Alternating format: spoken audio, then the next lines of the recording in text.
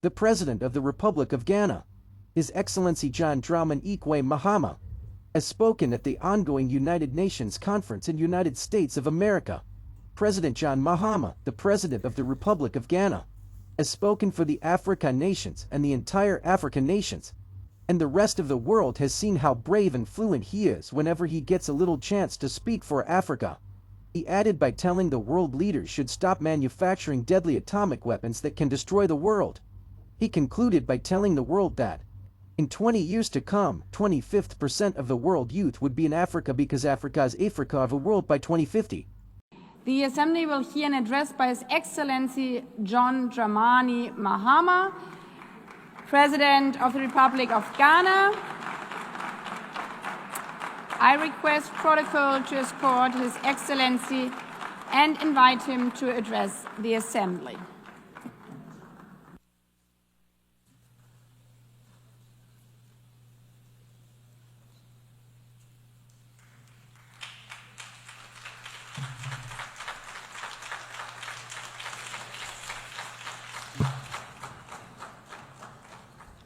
Thank you, Madam President, Mr. Secretary General, Excellencies, ladies and gentlemen.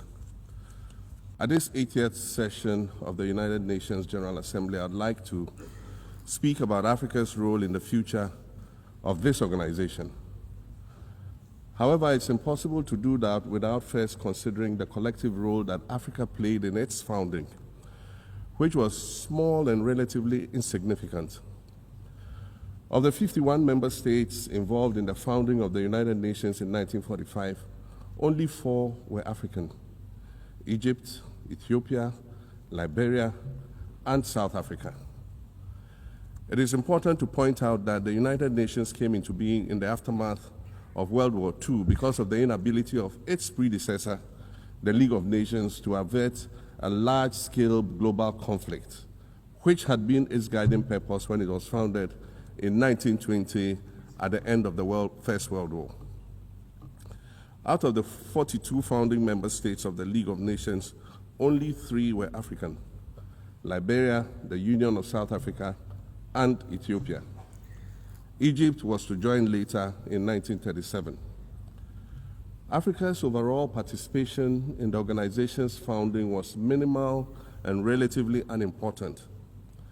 That's because before all the other talks and meetings, representatives from a group of 14 nations gathered in Berlin for a series of discussions that began in 1884 and which led to the partitioning and formal colonization of the African continent, which is also called the Scramble for Africa. It has famously been written that past is prologue. Well, in the past, the majority of the 54 nations that now comprise Africa were never offered a seat at the table where plans for a new world order were being drawn. But, Madam President, as fate would have it, the tables are turning, and Africa's role in the authorship of whatever is yet to come for this world is going to be huge, and it will be consequential. According to this organization's own projections, by the year 2050, more than 25% of the world's population is expected to come from the African continent. Additionally, by 2050, 1/3 of all young people aged between 15 to 24 will be residing on the African continent. So you see, the future of this world is African. Allow me to say this once again a little louder for those of you in the back. The future is African.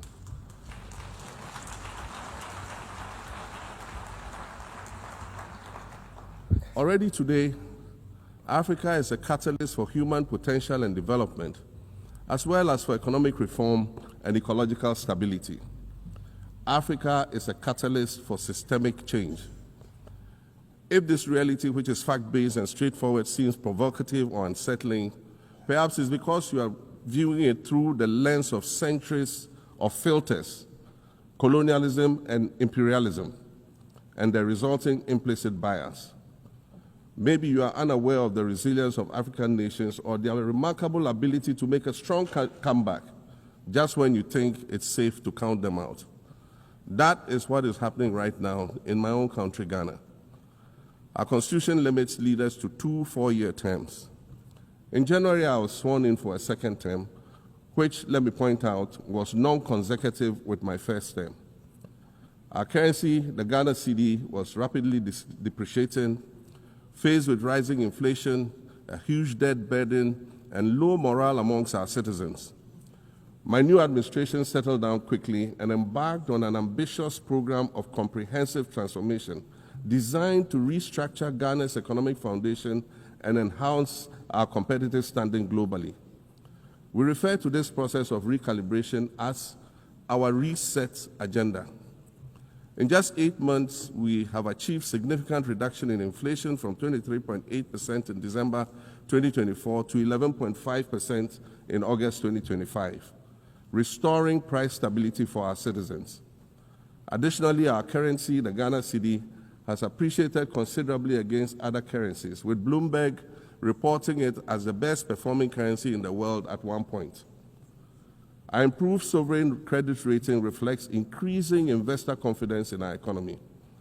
And our 24-hour economy initiative promises to transform our economy.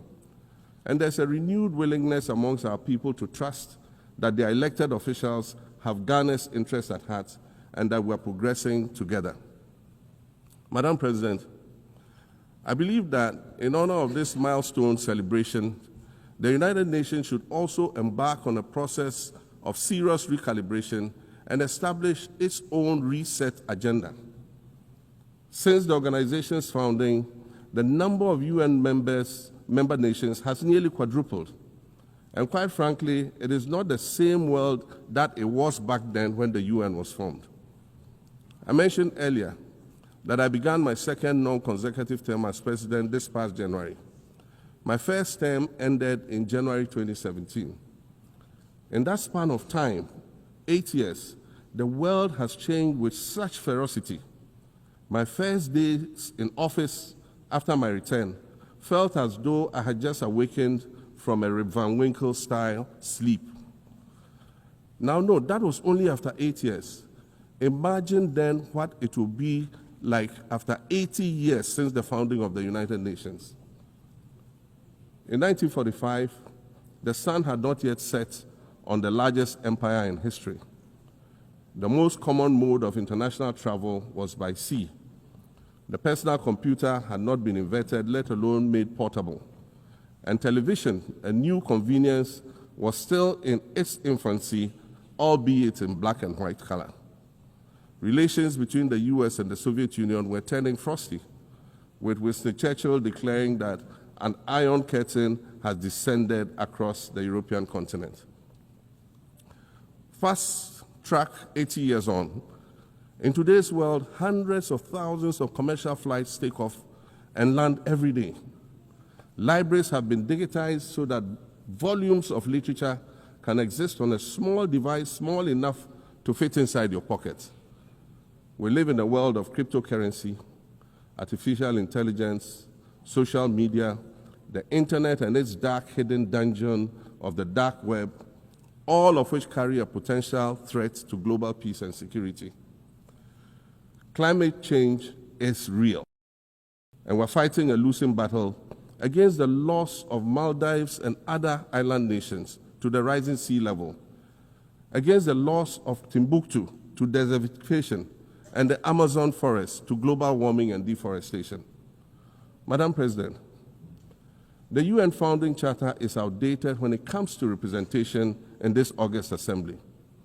The most powerful post-World War II nations are still being rewarded with an almost totalitarian guardianship over the rest of the world. And yet, the first sentence in Chapter 2, Article 1 of the UN Charter declares that the organization is based on the principle of sovereign equality of all its members. If this were true, and was the case, a continent as large as Africa, with its numerous UN member states, would have at least one permanent seat on the Security Council.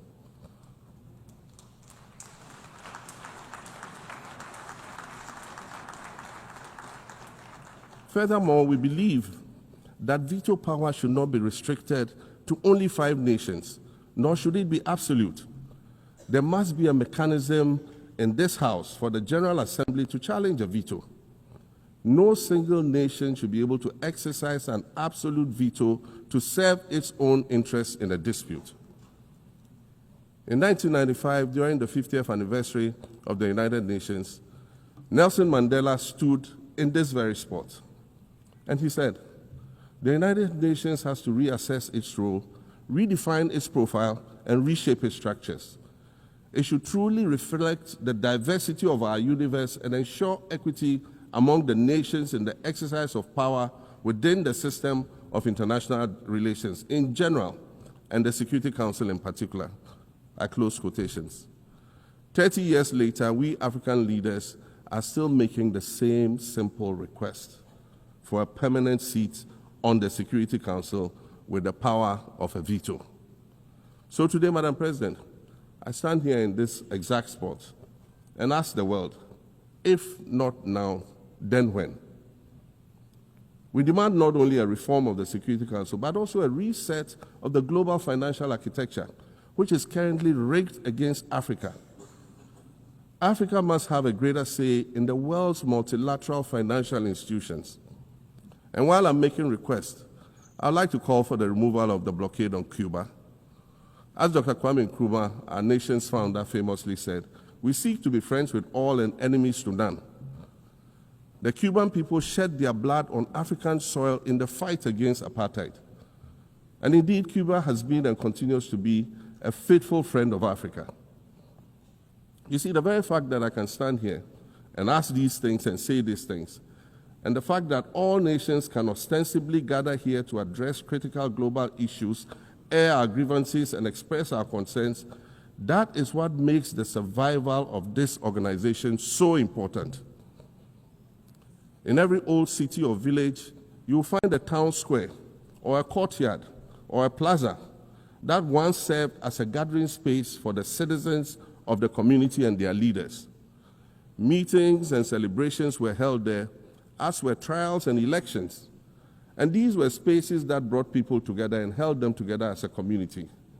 Sadly, time and technology have eroded these spaces.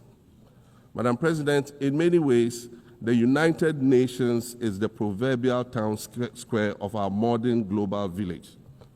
And it has never been more critical for us to protect this one space that brings and holds the world nations together as a community. The internet, social media platforms, and artificial intelligence offer us the illusion of connectivity, when in fact what they do is reinforce isolation by using algorithms that ensure that we do not receive new ideas and perspectives, but rather more of the same content.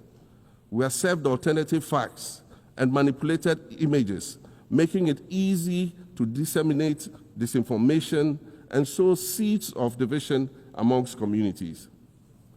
Madam President, these are dangerous times. Our world is currently experiencing a rise in nationalism and economic instability. There's a general breakdown of multilateralism. Various acts of aggression have been committed against the sovereignty of others, and nations are attempting to circumvent the very safeguards that were put in place to prevent large-scale global conflict. These conditions are all too similar to the ones that led to the League of Nations' failure in fulfilling its mandate. The denial of visas to President Abbas and the Palestinian delegation sets a bad precedent and should be deeply worrying to all member nations of the United Nations. Ghana recognized the state of Palestine in 1988 and supported a two-state solution to the conflict since then. And I say, contrary to the claims of some, a two-state solution would not be a reward for Hamas. It would rather be a reprieve for the hundreds of thousands of innocent women and children and people who are facing collective punishment and forced starvation for no reason other than the fact that they are Palestinian. For nearly 2 years and for the fear of reprisals, we here in this General Assembly have been playing hide and seek with language to find the right words to help us avoid or excuse what we all know is taking place in Gaza. But here's the thing, it doesn't matter what you call it. If it looks like a duck, it swims like a duck, and quacks like a duck, well, then it must be a duck. The crimes in Gaza must stop.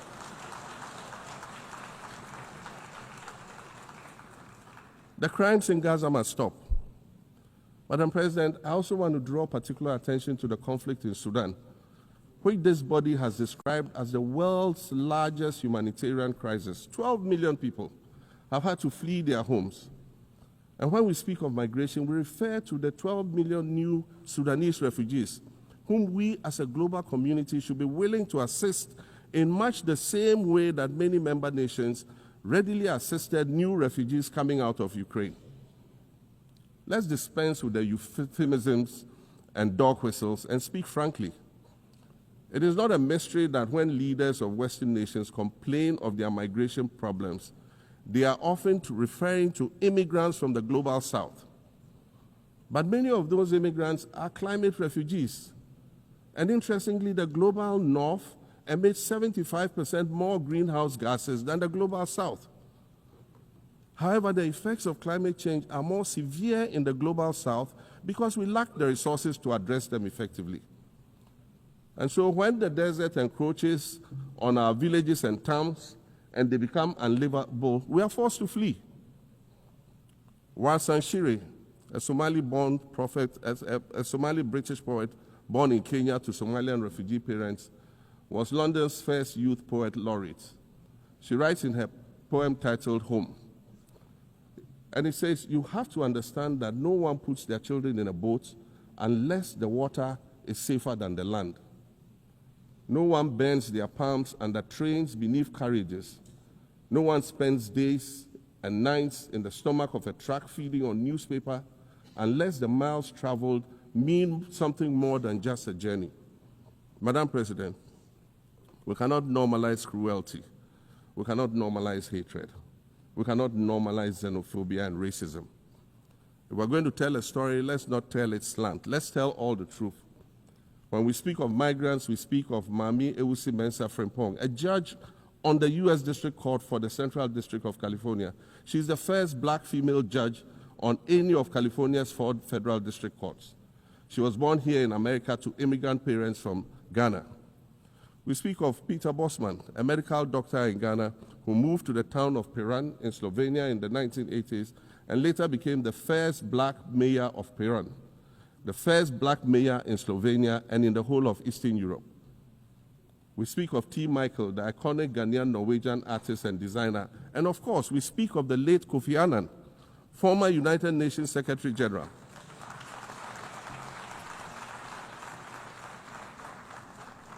Former United Nations Secretary General and Nobel Peace Prize recipient, who was born in Ghana but spent his adulthood in various places in America and Europe.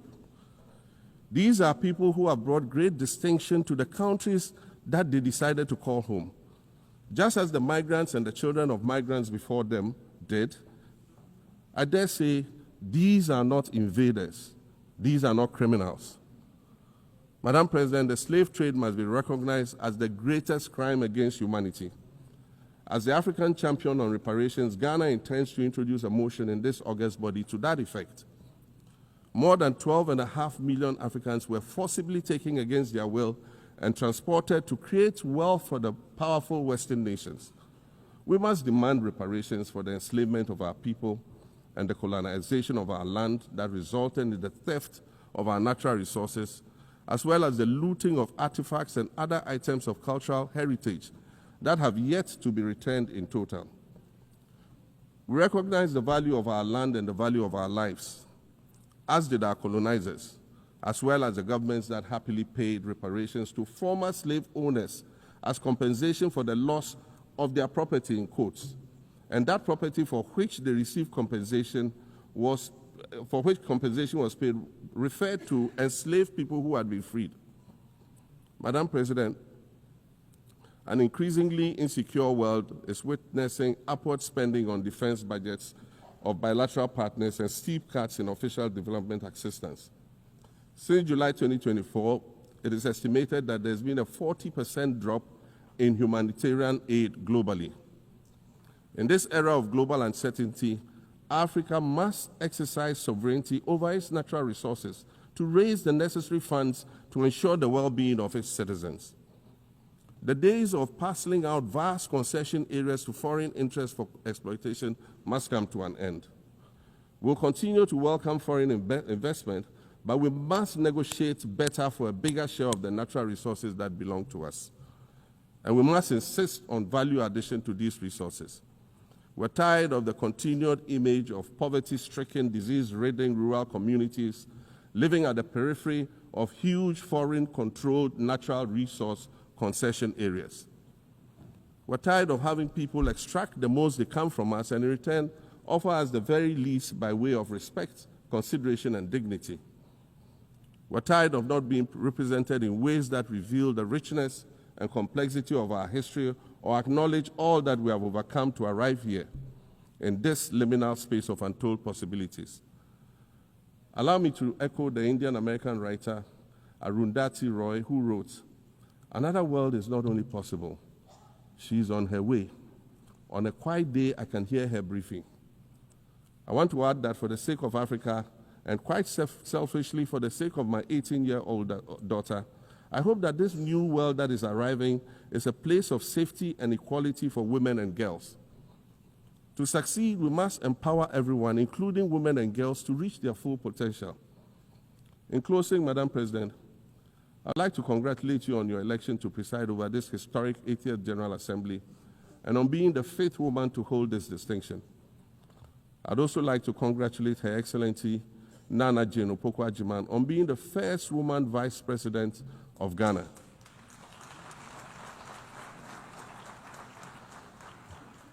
Now every Ghanaian girl knows the heights to which she can ascend. Words matter, but issues of representation matter even more, which is why Ghana looks forward to the appointment of a woman as Secretary General of this organization in the near future. Madam President, Your Excellencies, I thank you for your kind attention.